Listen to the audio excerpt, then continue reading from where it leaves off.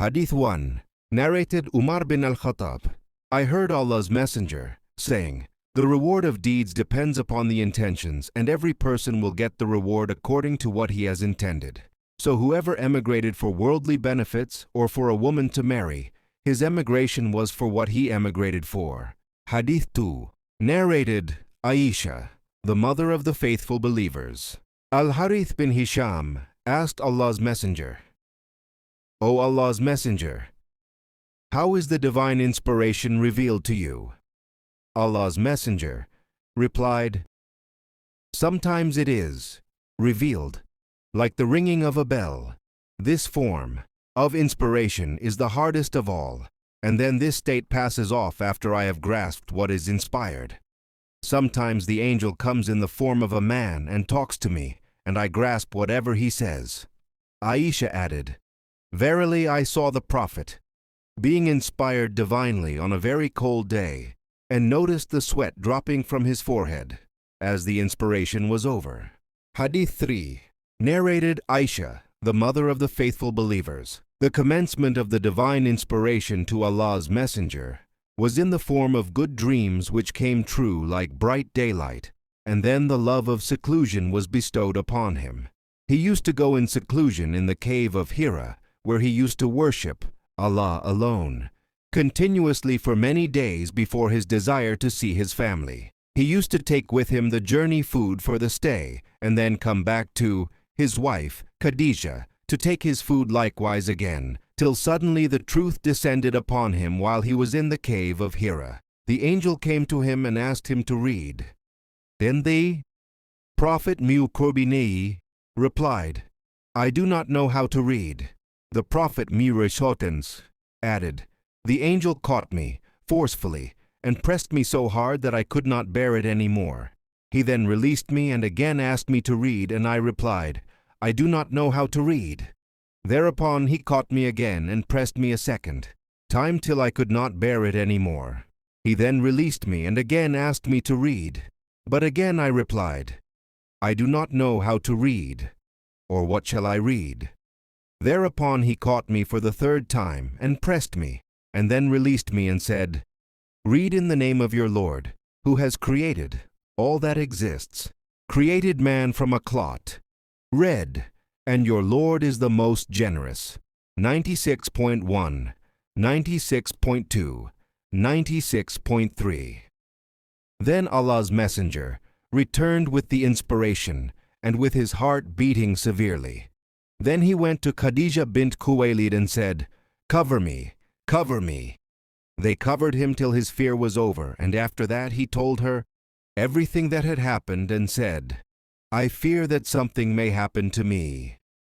Khadijah replied, 'Never. By Allah, Allah will never disgrace you. You keep good relations with your kith and kin, help the poor and the destitute, serve your guests generously, and assist the deserving calamity-afflicted ones.' Khadijah then accompanied him to her cousin Waraka bin Nawfal bin Asad bin Abdul Uzza, who, during the pre-Islamic period, became a Christian and used to write the writing with Hebrew letters. He would write from the Gospel in Hebrew as much as Allah wished him to write. He was an old man and had lost his eyesight. Khadijah said to Waraka, 'Listen to the story of your nephew, O my cousin.' Waraka asked, 'O my nephew, what have you seen?' Allah's Messenger described whatever he had seen. Waraka said, 'This is the same one who keeps the secrets, Angel Gabriel, whom Allah had sent to Moses. I wish I were young and could live up to the time when your people would turn you out.' Allah's Messenger asked, 'Will they drive me out?' Waraka replied in the affirmative and said, 'Anyone, man, who came with something similar to what you have brought was treated with hostility, and if I should remain alive till the day when you will be turned out, then I would support you strongly.' But after a few days, Waraka died, and the divine inspiration was also paused for a while. Hadith 4. Narrated Jabir bin Abdullah al-Ansari, while talking about the period of pause in revelation, reporting the speech of the Prophet, "While I was walking, all of a sudden I heard a voice from the sky. I looked up and saw the same angel who had visited me at the cave of Hira, sitting on a chair between the sky and the earth. I got afraid of him and came back home and said, "Wrap me in blankets." And then Allah revealed the following holy verses of Quran. O you, i.e. Muhammad, wrapped up in garments, arise and warn the people against Allah's punishment, up to and desert the idols. 74:5. After this, the revelation started coming strongly, frequently, and regularly. Hadith 5, narrated Sa'id bin Jubair, Ibn Abbas, in the explanation of the statement of Allah, "Move not your tongue concerning the Quran to make haste therewith." 75:16 said, Allah's Messenger used to bear the revelation with great trouble and used to move his lips quickly with the inspiration. Ibn Abbas moved his lips saying, "I am moving my lips in front of you as Allah's Messenger used to move his." Said moved his lips saying, "I am moving my lips as I saw Ibn Abbas moving his." Ibn Abbas added, "So Allah revealed, move not your tongue concerning the Quran to make haste therewith. It is for us to collect it, and to give you, O Muhammad, the ability to recite it, the Quran." 75:16-17, which means that Allah will make him, the Prophet, remember the portion of the Quran which was revealed at that time by heart, and recite it. The statement of Allah, "And when we have recited it to you, O Muhammad, through Gabriel, then you follow its Quran recital." 75:18 means listen to it and be silent. Then it is for us, Allah, to make it clear to you. 75:19 means then it is for Allah to make you recite it, and its meaning will be clear by itself through your tongue. Afterwards, Allah's Messenger used to listen to Gabriel whenever he came, and after his departure he used to recite it as Gabriel had recited it. Hadith 6, narrated Ibn Abbas, Allah's Messenger was the most generous of all the people, and he used to reach the peak in generosity in the month of Ramadan when Gabriel met him. Gabriel used to meet him every night of Ramadan to teach him the Quran. Allah's Messenger was the most generous person, even more generous than the strong, uncontrollable wind, in readiness and haste to do charitable deeds. Hadith 7, narrated Abdullah bin Abbas. Abu Sufyan bin Harb informed me that Heraclius had sent a messenger to him while he had been accompanying a caravan from Quraysh. They were merchants doing business in Sham, Syria, Palestine, Lebanon, and Jordan at the time when Allah's Messenger had truce with Abu Sufyan and Quraysh infidels. So Abu Sufyan and his companions went to Heraclius at Ilya, Jerusalem. Heraclius called them in the court, and he had all the senior Roman dignitaries around him. He called for his translator, who, translating Heraclius's question, said to them, "Who amongst you is closely related to that man who claims to be a prophet?" Abu Sufyan replied, "I am the nearest relative to him amongst the group."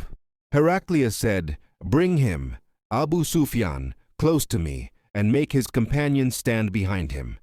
Abu Sufyan added, Heraclius told his translator to tell my companions that he wanted to put some questions to me regarding that man, the prophet, and that if I told a lie, they, my companions, should contradict me. Abu Sufyan added, "By Allah, had I not been afraid of my companions labeling me a liar, I would not have spoken the truth about the prophet." The first question he asked me about him was, "What is his family status amongst you?" I replied, "He belongs to a good, noble family amongst us." Heraclius further asked, "Has anybody amongst you ever claimed the same, i.e. to be a prophet before him?" I replied, "No." He said, "Was anybody amongst his ancestors a king?" I replied, "No." Heraclius asked, "Do the nobles or the poor follow him?" I replied, "It is the poor who follow him." He said, "Are his followers increasing, decreasing, day by day?" I replied, "They are increasing." He then asked, "Does anybody amongst those who embrace his religion become displeased and renounce the religion afterwards?" I replied, "No." Heraclius said, "Have you ever accused him of telling lies before his claim to be a prophet?" I replied, "No." Heraclius said, "Does he break his promises?" I replied, "No. We are at truce with him, but we do not know what he will do in it."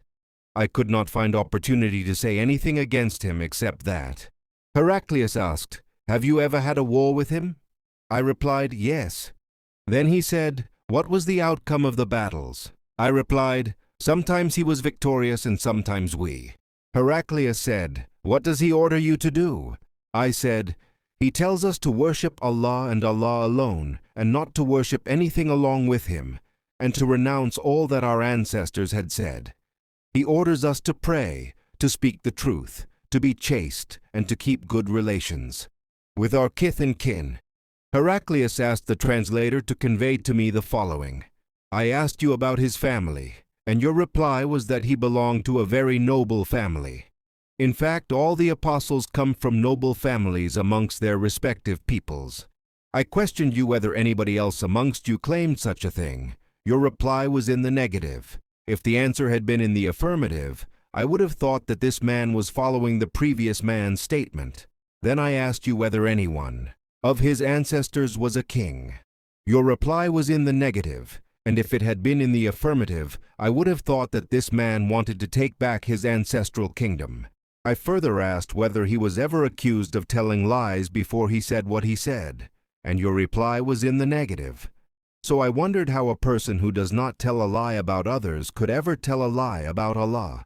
I then asked you whether the rich people followed him, or the poor. You replied that it was the poor who followed him, and in fact all the apostles have been followed by this very class of people. Then I asked you whether his followers were increasing or decreasing. You replied that they were increasing, and in fact this is the way of true faith, till it is complete in all respects. I further asked you whether there was anybody who, after embracing his religion, became displeased and discarded his religion. Your reply was in the negative, and in fact this is the sign of true faith, when its delight enters the hearts and mixes with them completely.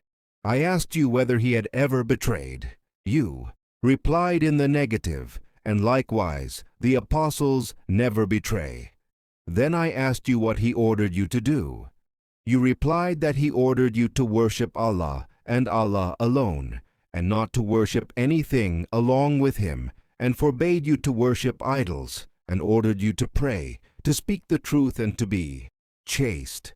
If what you have said is true, he will very soon occupy this place underneath my feet, and I knew it from the scriptures that he was going to appear, but I did not know that he would be from you. And if I could reach him definitely, I would go immediately to meet him, and if I were with him, I would certainly wash his feet." Heraclius then asked for the letter addressed by Allah's apostle, which was delivered by Dihya to the governor of Busra, who forwarded it to Heraclius to read. The contents of the letter were as follows: "In the name of Allah, the Beneficent, the Merciful, this letter is from Muhammad, the slave of Allah, and his apostle, to Heraclius, the ruler of Byzantine. Peace be upon him, who follows the right path.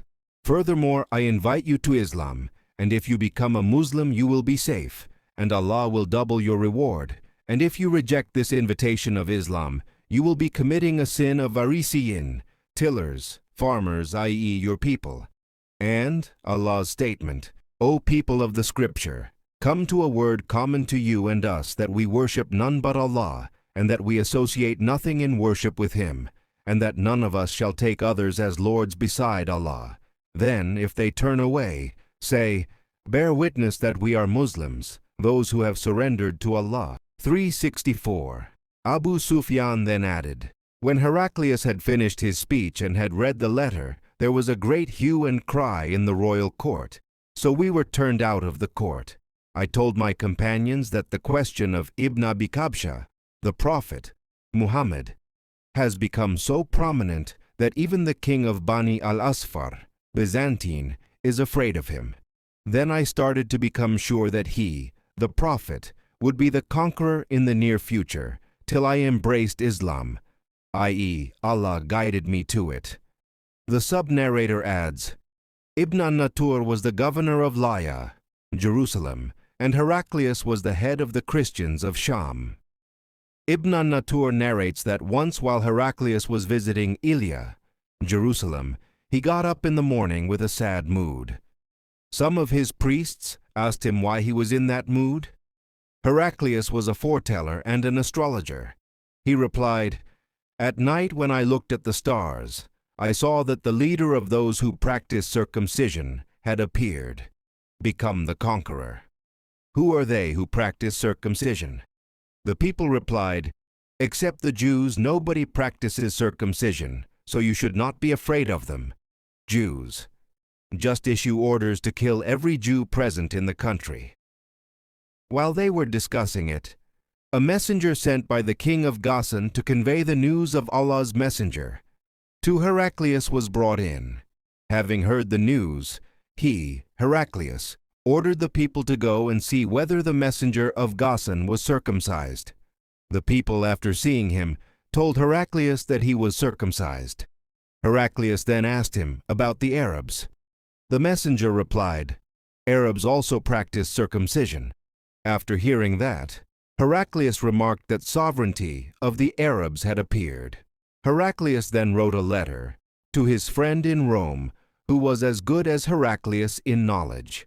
Heraclius then left for Homs, a town in Syrian, and stayed there till he received the reply of his letter from his friend, who agreed with him in his opinion, Abu, about the emergence of the prophet, and the fact that he was a prophet. On that, Heraclius invited all the heads of the Byzantines to assemble in his palace at Homs. When they assembled, he ordered that all the doors of his palace be closed. Then he came out and said, O Byzantines, if success is your desire, and if you seek right guidance and want your empire to remain, then give a pledge of allegiance to this prophet, i.e., embrace Islam. On hearing the views of Heraclius, the people ran towards the gates of the palace like onagers, but found the doors closed. Heraclius realized their hatred towards Islam, and when he lost the hope of their embracing Islam, he ordered that they should be brought back in audience. When they returned, he said, What already said was just to test the strength of your conviction, and I have seen it. The people prostrated before him and became pleased with him, and this was the end of Heraclius's story in connection with his faith.